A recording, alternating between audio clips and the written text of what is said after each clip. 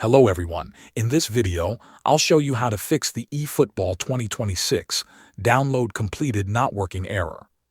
First, clear the game cache. Temporary files can sometimes become corrupted and prevent the downloaded data from being integrated correctly.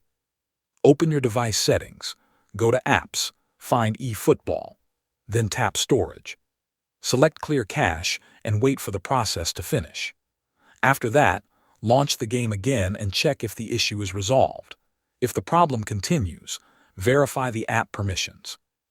eFootball needs access to your device storage so it can unpack and save downloaded files.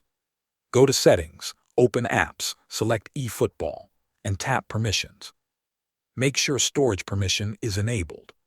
Once the permission is granted, restart the game and see if it can complete the setup process. Another common cause is insufficient storage space.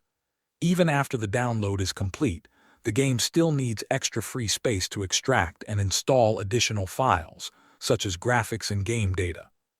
Check your available storage and free up at least 5 to 10 gigabytes if possible. You can remove unused apps, old downloads, or large media files to create enough space.